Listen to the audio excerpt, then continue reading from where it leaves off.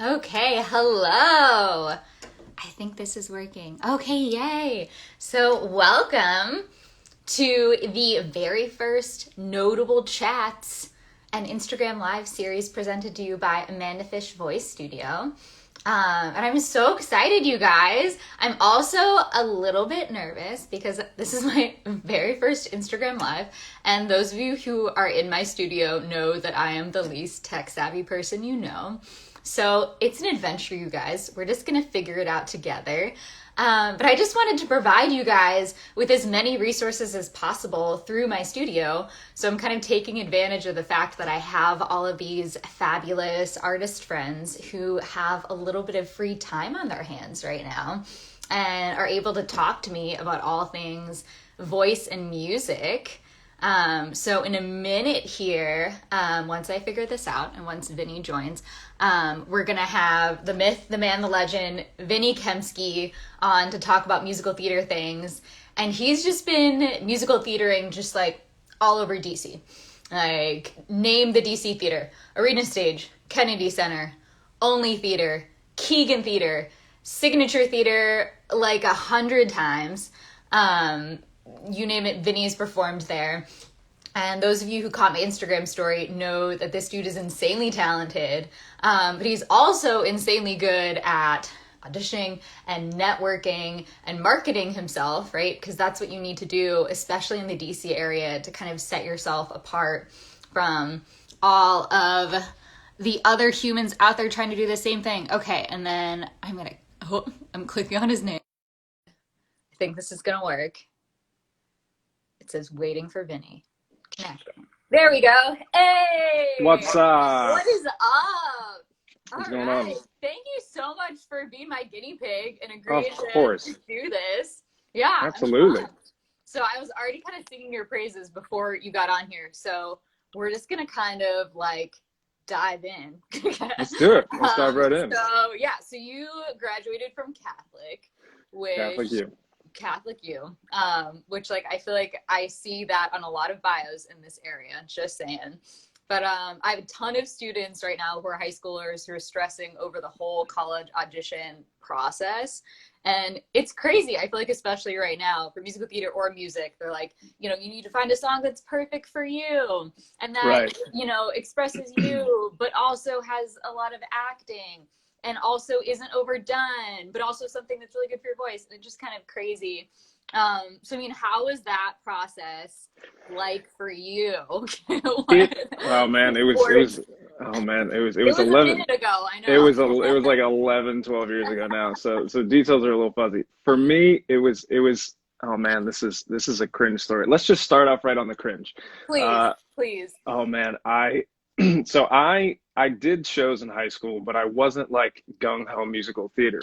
Yeah. So when I started auditioning, I didn't know anything. It was really bad. So they were like, pick a song, Yeah. sing a song, and like do a little choreography. And I was like, great. So I proceeded, don't do this. If you're watching this, if you're auditioning for, don't Cautionary ever tale. do what I did.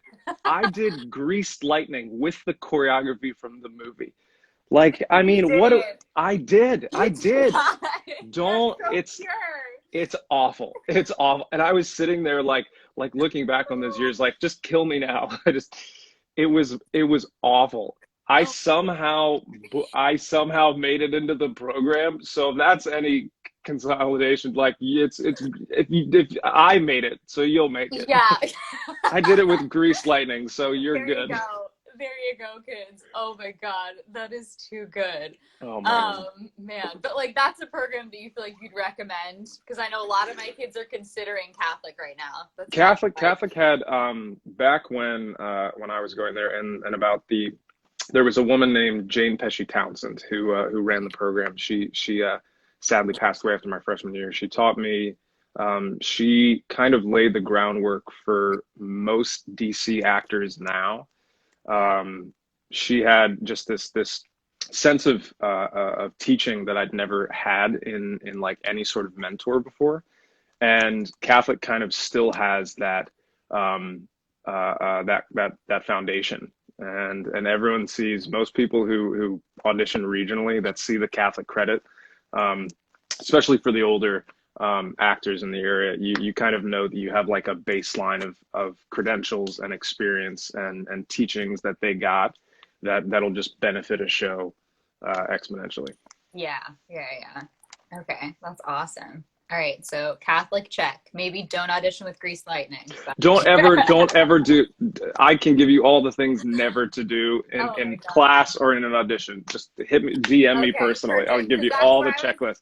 That's where Don't I do was. what I did. Because that's where I was gonna go next, right? So you Ooh, go through your program, and then you're yeah. kind of flung from the nest, and you have to just audition, and that's pretty much your job initially.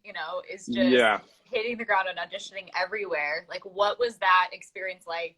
Like after college, having to network and you know how I did go no ahead. no go go go. No, no, but I mean, I feel like how did you stand out amongst the like bazillion other DC artists trying to book these roles? You know? It's it's like one of the most cliche things to say.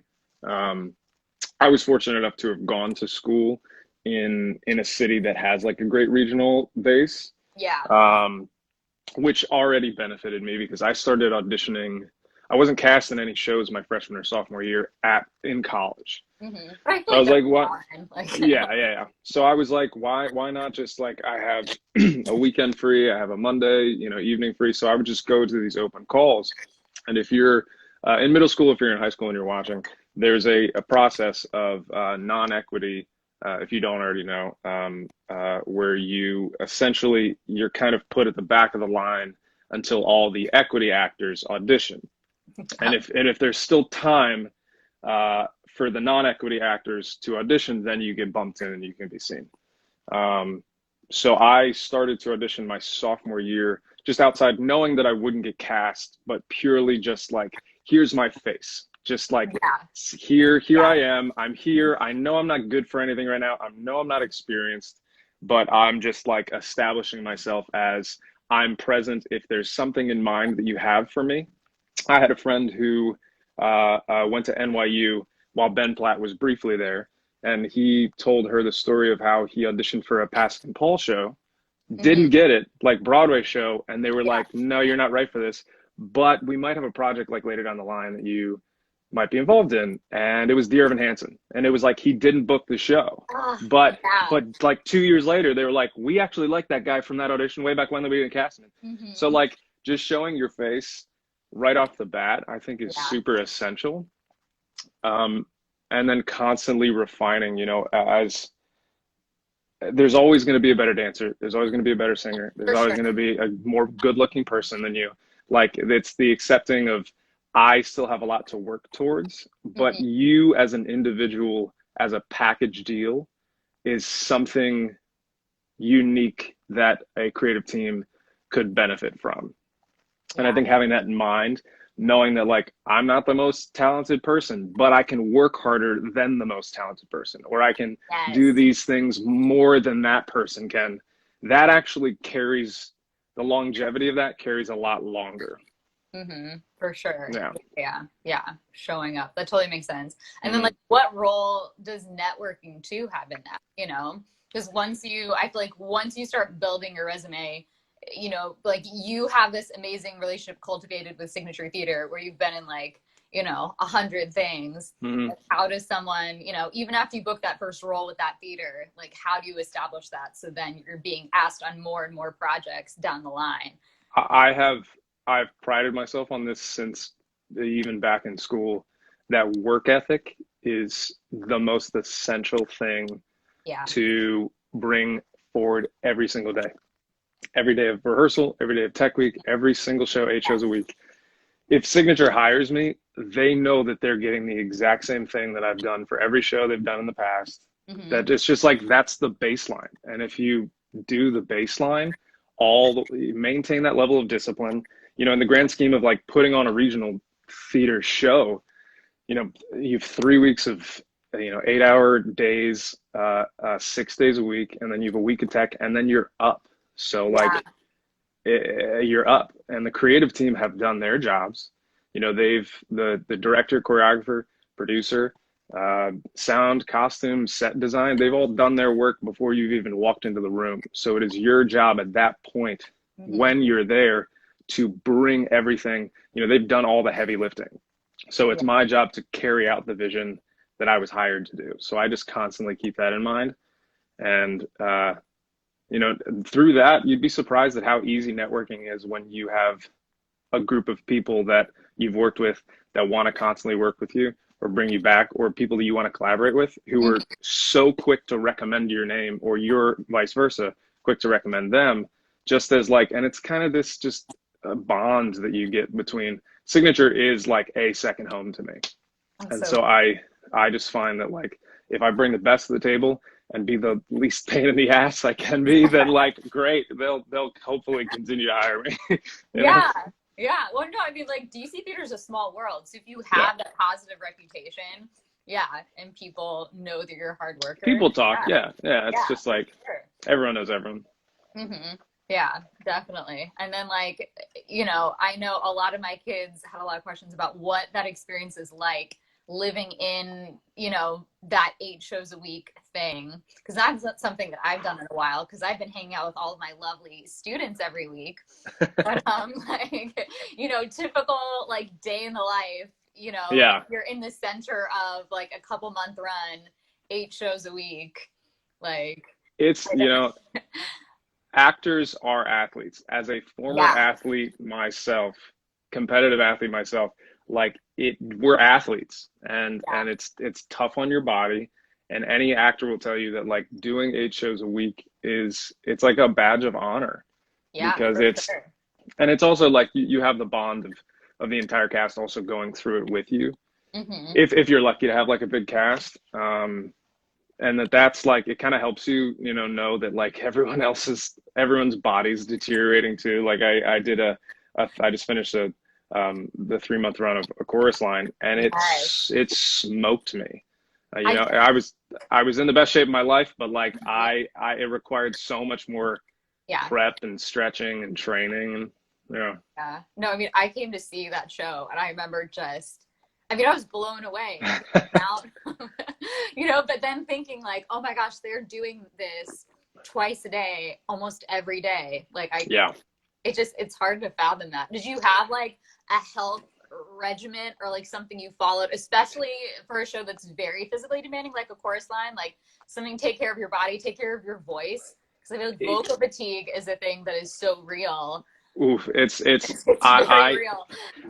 for me, and I know some people have very different experiences with. Yeah. I cannot stress enough sleeping. Like it's like the put aside anything that you want to do, like Yeah. go to bed. It's really like go to Leave. bed, Yeah.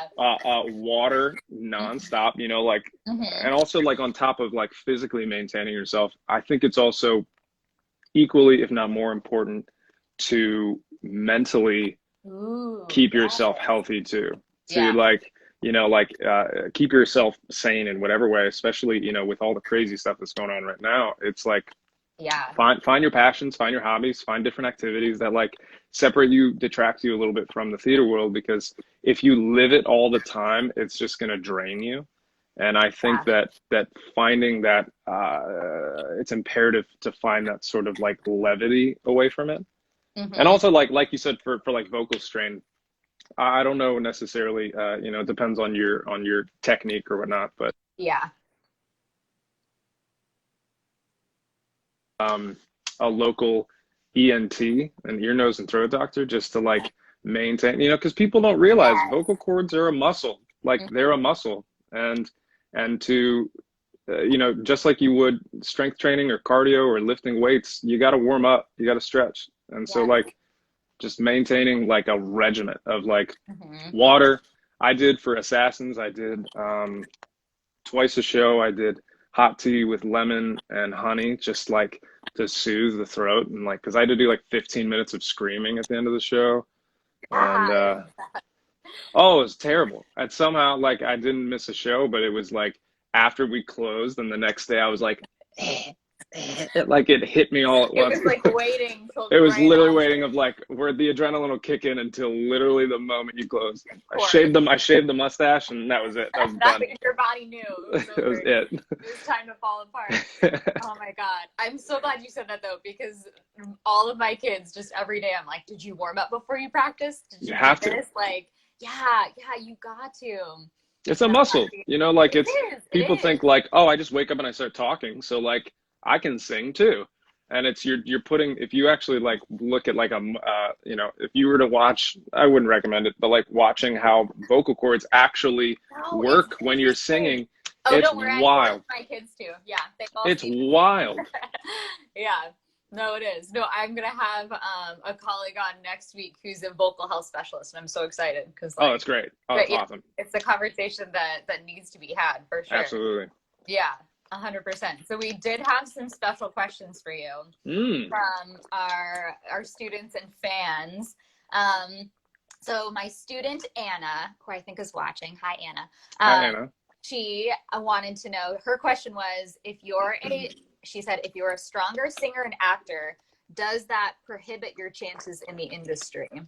Okay, so and I'm glad she asked this question because I think my kids are getting from all sides, from all of their teachers and mentors, that you have to be triple threat, must be triple threat, must be at the top excellence in singing and acting and dancing, and if you're not, like, don't bother, is kind of with these high school kids who are kind of on that point where they're making this decision. I know I have my own thoughts about that, but I want to hear what you think about that as someone who's in it. Not at all. Okay, good. That's how I feel. It's like it's a rare thing to have a role that requires you to do all three things at like the height of your ability. Like it's really not very, like, unless you're Billy Elliot in Billy Elliot, which I think most of your students have probably aged out of at this point. You're not gonna, like, if you know that you're a stronger dancer and you know that like you have like work to be done towards your acting or your singing, or vice versa, where you're a stronger singer, there is a role for everything. Like it's just like, it's not the same four people writing all the musicals in the world. There's so much more access, especially because a lot of shows, you look at like some of the cabarets that are kind of like riding into the forefront of a lot of these the theater world, like kind of like concert type shows, where like kind of like Songs for New World-esque, right, where like you're going to be singing a lot more than you will be acting. You're going to be like, if you look at Les Mis or Miss Saigon or even Hamilton, there is no dialogue, you're singing the whole time. And I think it's important to recognize that if there is work to be done, if there's something that you feel less confident about, then really strive to work on those things, just because the more fearless you can walk into a rehearsal room about when working on a project, the detracting yourself from judgment and any sort of rejection, the more confident you feel in yourself, even if you're not as good at something. It's so essential, I think, to constantly sharpen your skills and hone what you can do. For sure. But just like carry on, don't feel like you're going to be lacking opportunity because you need to work on your dancing. There's too much work out there to be had. Yeah, I feel the same way. I'm very much, all my kids know I'm singer, actor, dancer. It's like right here, right? And yes, I mean, I encourage a lot of my kids who, especially while you're in high school, while you're young, like, take dance classes, like try to, sharpen your skills as much as you possibly can, but also recognize that, I meet people who are bonkers famous all the time who have less dancing skills that I have, Oh, yeah. If you're able to market yourself and find that niche in musical theater, which there will be one for you, Right. Yeah. Because there's some, like I did a reading with Jeremy Jordan, and he's like, if you guys don't know, he's Jack Kelly in Newsies, and he's a big Broadway guy. Jeremy Jordan. And he has two left feet. He was telling me, he was like, I can't string together choreography. It's like, it's just like his brain is like, his synapses don't fire off to like have the coordination to do that. But the dude is one of the craziest singers I've ever heard. So Oh it's yeah, like, it's you know, incredible. like, and he works all the time. So don't worry. Yeah. No, and I saw work on the that. I stuff, mean, but and Newsies is on. I think it's on Disney Plus now, isn't it? I So believe so, yeah. yeah, so everyone needs to watch it with Jeremy Jordan because it's amazing. But I did notice that there's incredible dancing in that show, and he would be at the front of the stage. He'd And sing then he something amazing, walks and off. then he kind of just like sneaks into the crowd, He and know, but everyone's he knows his role. He knows yeah, exact, like he knows his type. He knows that he's like, I'm not going to be dancing. Like if you're yeah, going to cast me, then I'm going to be singing. And yeah, I'm like, don't hire the guys who like trained their whole lives for this moment. yeah, Yeah. exactly. So there you go. Yeah, Yep. yeah. Don't need to be a triple threat to the nth degree in No, everything. not at Yeah, all. because I think to a certain extent it's not possible, right? Like you need to specialize in something. To be a jack of all trades is like, you know, it's tough as it is, but it's also like then you're essentially, you know, uh, focus really hyper focus on things that you feel like need improvement. Don't just like blanket. I need to do all of these things, or else you just Yeah, drive yourself crazy. yeah, for sure. Okay, so I have another question. Um, this question is just from a colleague. Her name is Karen. No relation at all. No None. relation to this Karen. She wants to know what was your favorite role? Favorite role, Oof. maybe why? Yeah, Like my whole life. sure. Any musical theater role. I'm gonna tell this story. It's not my favorite role, but it's a hilarious story. My Okay, first ever show that I ever did was in fourth grade. And I played this guy named Ivan the Impossible. And I'd never done musical excellent. theater. I'd never, it wasn't Okay, even a this is musical first at show all. ever. First show ever. And I had a really intense phobia of singing in front of people. So I Uh-huh. went to the director after I was cast. I was the title character, Ivan the Impossible. And instead of singing, I was like, hey man, can I like rap this? And so instead, I was a fourth grade white boy and I Oh my decided God. to rap the song. What a visionary. That sticks out of my head. I mean, that's really what kicked off my whole career. I mean, let's be Oh, for real. sure. Oh No, my God. I would probably have to say John Wilkes Booth. Oh yeah. In Assassins, the past. I did it this past fall, over a year ago now. Like it was a year ago. That's crazy. Yeah, his you know his it's such a wild his stream of consciousness is so wild. His like motives, his ideals, how he approaches life is so vastly different and Hmm. so on the opposite end of the spectrum than how I go about my life that it was really fun to jump into to don the wig and the mustache and the overcoat and like play this like crazy guy every night Yeah. because it was Yeah. just like a total just like left turn from myself that it was just fun to play around and you know those kind of fearless like jumping in and trying to experiment with something that is so foreign I think is what makes acting so rewarding and performing Hmm. to be to jump into waters that are unfamiliar and to just take risks uh, that's when you come out and you go oh I'm a better actor or I'm a better singer I'm a better performer because I did something that I wasn't comfortable with that Hmm. made me feel out of body. Um, that those are the kind of things that I think help you progress as an artist. Yeah, for sure. And you really studied up for that role too. I remember Yeah, you like I read reading. like 4 or 5 books on him. It Yeah. was a little much. I mean, it was really just to like explore exactly how his mustache, you No, for know. sure. Yeah, but he was an interesting guy. He was a really Yeah. interesting guy. Yeah, yeah. No, you got to make it as authentic as possible. For Yeah, sure. and that's the thing too. I tell people all the time is or any sort of up and coming actor who wants to comes to Hmm. the shows. They're like this guy was bad innately, but he was super smart. He was super likable. He was charismatic, and he thought that he was the hero. He thought that he was correct in his Yeah. approach. So like as an actor, you can't go you can't like look at the Joker in Batman and go, "Oh, he's the bad guy, so I'm going to play him like a bad guy." No, you have to play the Joker as if he's Batman. Like you got to play him like Yeah. The way I'm he the good sees guy. himself. Right, Yeah. because then you're being true as an actor. You're diving into the approach of like I'm getting to the root of why this guy thinks this way and why he feels this way and exposing that raw nature of a character is when you like bring forward the most truth. Hmm. Yeah. Yeah. And that's what it's all about. Telling the story. And I mean, really, The only other thing I have for you is just, final advice for all of my students watching who are, hoping to pursue a career in musical theater, because I got a Hmm. lot of them. And Um, as someone who's living it right now, uh, uh, it's quite a ride.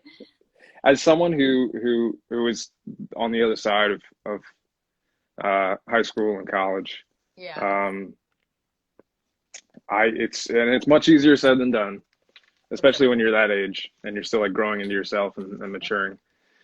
Uh, there's a certain aspect of kind of showing off to your peers and your friends that like kind of reshapes why you're doing things. Whether it's trying to, for looking for approval or trying to impress someone, Yeah. get it out of your head as soon as possible. Like, uh, Yes. do the work for yourself. Hmm. The amount of terrible choices I've made in my life in like a rehearsal room is Yeah. too far to count. But because of those mistakes, uh, I have so much more of a focused intent. Hmm. So like it detract yourself from the idea of judgment and uh, uh, uh, rejection altogether. It's like I said, it's more of a cliche, but like it's so much easier to to